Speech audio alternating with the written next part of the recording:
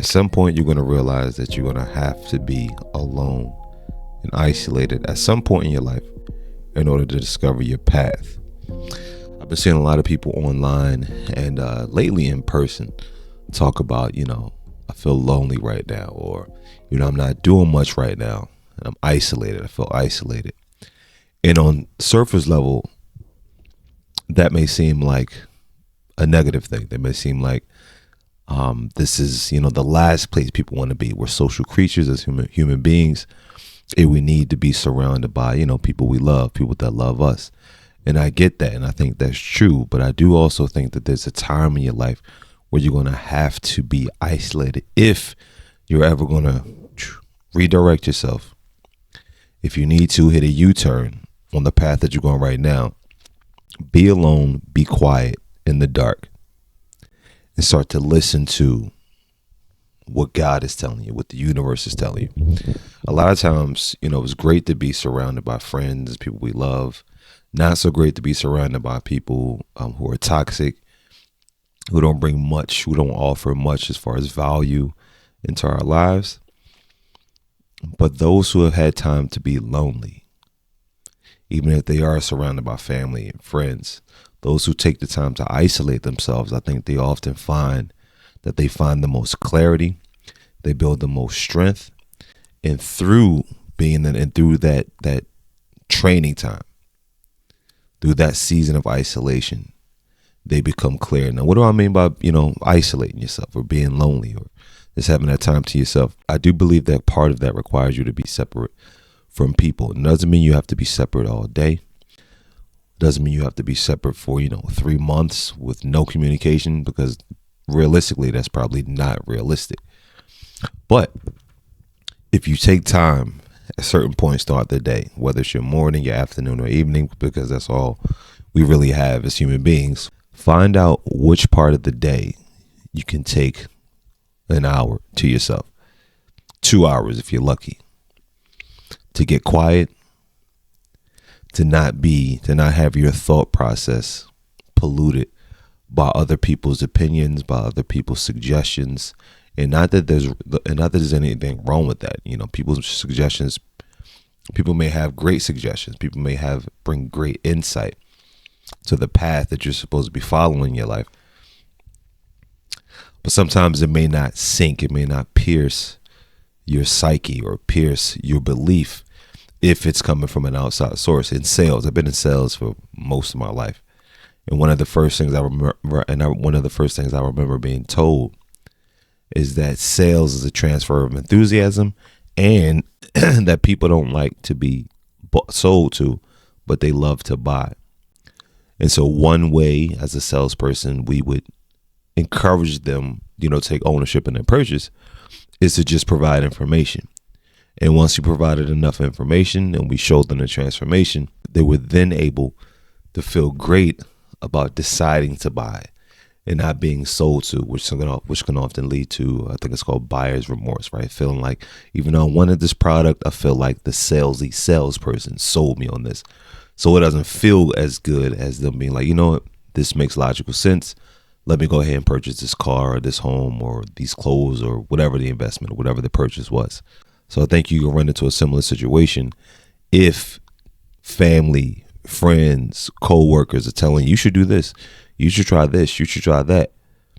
And they could all be correct. These can all be great suggestions. But if you start to pursue these things that they suggested, and once you run up against the inevitable roadblock, you may not have built a strong enough foundation internally to get over that hump, right? To persevere, right? To work your way, navigate through that hump, right? But if it's something you decided to do through prayer, through quiet time, through meditation, through your own research, when you bump up against these hurdles, right? One, you'll probably be more informed about these hurdles because you've done your research, and you'll know how to navigate these, and you'll know how to untie these knots because you've done your research and it's sitting well with you. There's a deeper understanding, a deeper belief that this is the path that you need to be on. Another thing about being alone too, another analogy I like to give is the concept of a seed. In a sense, we're all seeds ourselves. We were, first buried and cultivated in our mother's wombs in the dark, right? In order to get the nutrients and everything we need to grow into a baby. And then from there, I think that process continues, right? As we go through different chapters of our lives, different age brackets of our lives, we're being cultivated. There's good days, right? The sun, where it feels warm and it feels perfect and things are right. Then there's not so fun days where it feels rainy and it's cold, but both are needed in order to grow us as a human plant, so to speak, as a seed. In order for us to grow, we need the sun, and we need the sun, we need the brightness and the warmth of the sun, and we need the cold and the darkness of the soil, right, of being buried in order to get to this next level, in order to experience growth. So if you never have this alone time, this dark time, this time to just take in nutrition, the time to just be buried in the soil and build and grow from that, a lot of times we won't reach our fullest potential. And I also heard a woman say, I was watching some YouTube shorts the other day, and I kind of like her mentality. This may contrast everything you heard me say up until this point, but her point was this concept of having a path in life, or purpose in life, I think was the word, is bullshit. And this is what she said. And she articulated it way better than I'm going to right now, because I'm just paraphrasing. But she was saying, you were just meant just to be here. I think society, and I get it, it's noble. I get the magic in feeling like, yo, there's a purpose, there's a reason why I'm here. But I think with that mindset can also come unwarranted or unnecessary stress and anxiety, because you may not feel like you've reached a certain level in life.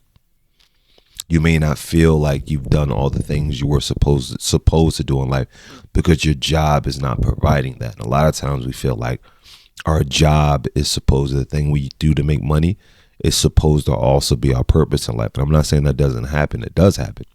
But I think more times than not, for various reasons, what people are passionate about is not what they do to make money. And if you can find the two, if you can connect the two, I think that's magical. But even then, people who have found their purpose, people who have found their, reason for being here, it doesn't always make them happy. I'm not saying it makes them sad, but I'm saying they don't walk around every day with this sense of like, this is it. I'm waking up, stretching, greeting the world every morning, feeling like this is exactly what I'm supposed to do. Though there's challenges, right? And in each level in life, there's going to be another level. There's going to be more time. You need to be, in solitude and get your thoughts and your minds together and navigate problems and challenges that you may or may not have seen as you, went on this path of being on purpose and stuff like that. She was saying that your purpose is to be here. You have family and friends and those in your life that just appreciate you being alive. And I thought that was a powerful way to view life, because you've seen more than enough times, people's lives being cut short or tragedy happen in people's lives, right? And maybe someone thought they were on their path and then something tragic happened. And now they're wondering like, well, why did that happen? What is the purpose of this happening? All right. So on one end, I love, I'm a creative. I love the idea of the magic and being on purpose and, finding your path, right? And waking up every day and pursuing that. I love that.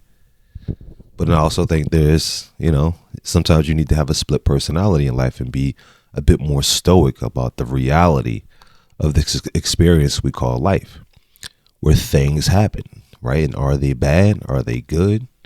Is it really good versus evil? Or is this just how things are? And if you can come to grips with that, maybe you squeeze more juice out of this thing we call life. Maybe you don't get so rocked by tragedy or setbacks or challenges, because you realize this is all part of the programming or this thing we call life at this point. So I say all that to say, don't be afraid to be alone. You're going to find clarity. You're going to not be polluted by outside voices. You're going to build a deeper foundation by listening to the voice inside. And by doing that, and also sometimes adopting the mindset of a stoic and understanding that challenges are okay, bad things are okay, setbacks are okay. They're all part of this page, the pages of our lives that tells our story. And as long as we are the authors of what things mean in our lives, right, then we can take control over our day. We can take control over our experience in life because we're okay with what comes next. As always, y'all, ABC, always be creating, and I'll see you in the next video. Peace.